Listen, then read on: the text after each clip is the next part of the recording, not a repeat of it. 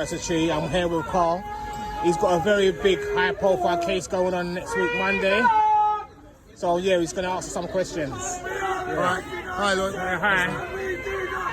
Well, we're in Hyde Park and the Freedom March, the weekly Freedom March, and so that's why it's very noisy. But we'll try. Yeah. So, Paul, can you just explain to them how important is your cases on Monday? So, this is a very, very historical case because we are taking the British government to court. So we've got on 10:30 Monday, the 30th of November. We've got in the High Court in the Strand.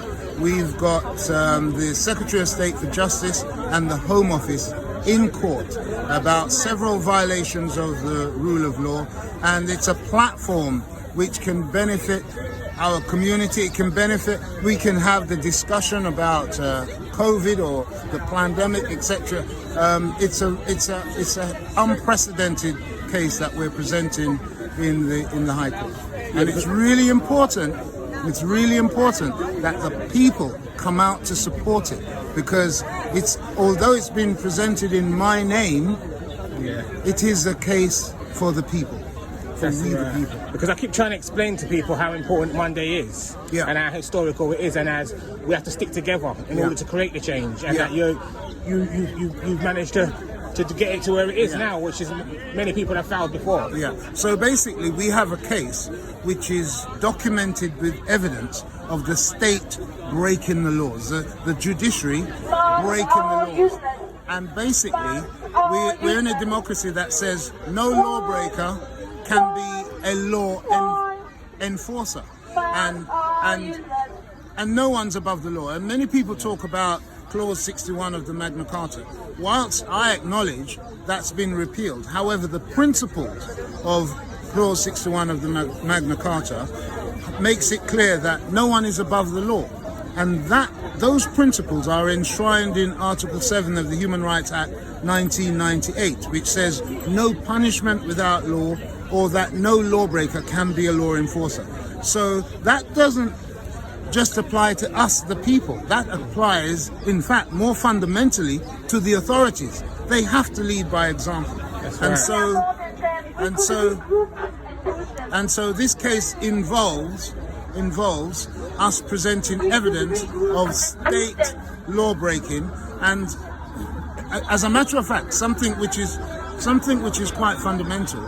Even the head of state has gotten involved in this matter, even the head of state. So we're presenting evidence from written on behalf of the Queen, which was sent to me to say that the issues which I complain about have been directed to her relevant Minister of State for those with the responsibility for those issues, and they did nothing.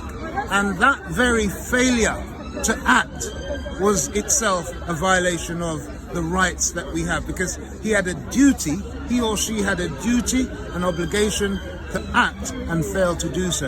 And as I said, that on its own is a violation of our rights. 100%. Do you want to explain to them what happened with the case, or? Okay, so it's a long story. The history of it stems from the death of a 15-month-old baby who they tried to cover up the circumstances. They left a 15-month-old baby to die from dehydration whilst in a state hospital. And because, as a grieving parent, I went in pursuit of the answers involved in the death of my child, I ended up the first time in my life being locked up in prison. I'd committed no crime, broke no law, weren't passed through any court of law. I was just picked up off the street, brought to prison, where I remained for 10 weeks before the prison authorities realized I shouldn't have been there. They presented me in the High Court before a Mr. Justice Buckley. When he heard how I came to be in prison, he turned to me and he said, "Mr. Grant, the background of your case is extremely tragic, and there are many ways in which you can pursue it. Go home to your family."